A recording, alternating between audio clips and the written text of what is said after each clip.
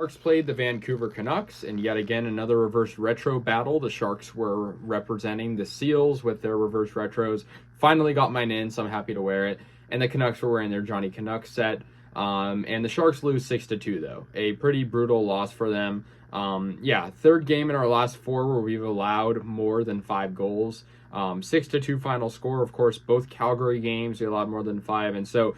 Yeah, I mean, it definitely is hard to watch as a fan, just seeing all those goals get allowed, right? But nonetheless, Erik Karlsson gets 2 points. I mean, I feel like I'm bringing that up every time that Erik Karlsson gets points because it's just so remarkable.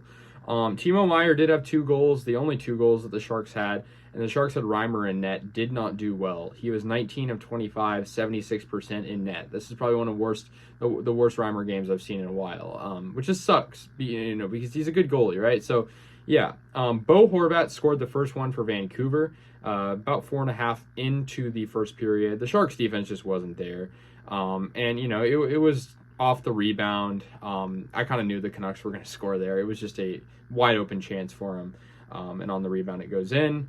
Elias Pettersson scores for Vancouver next towards the end of the first. Even strength, but the Sharks defense once again kind of fell apart. And the Canucks go up 2-0.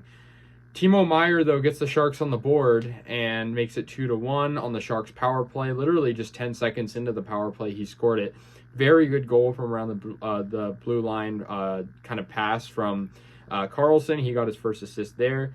But Vancouver extends their lead in the second with an Ilya Mikheyev goal, and that makes it 3-1. And so, kind of just going back to what I said, just allowing goals with poor defense. Quinn Hughes scores once again for the Canucks, making it 4-1, and that was just minutes after that previous goal. And so 4-1, we go into the third period, it's still 4-1, and then Bo Horvat gives them an even bigger lead, making it 5-1. However, Timo Meier stops the bleeding a little bit, gets his second goal of the game. Once again, an assist by Erik Karlsson, and it makes it 5-2. But then Brock Boeser kind of finalizes the game with a goal. So 6-2 final score. The Sharks lose, and it's a tough loss. Like I said, it's a Canucks team that's not very good. But neither are we, right? So I can't really be talking there. But a team that we played overtime against a couple times this season, and usually a pretty competitive matchup. This one was just lopsided. It was all Vancouver. We're gonna play the Flyers next. That should be a good game to kind of finish off this West Coast portion of our schedule.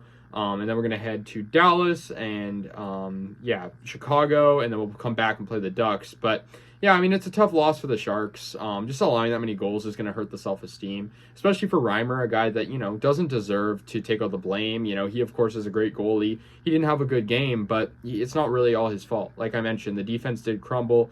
And, good to see Karlsson get 2 assists. Good to see Meier get 2 goals. But as for the Sharks, they still find themselves on the short end of the scoreboard.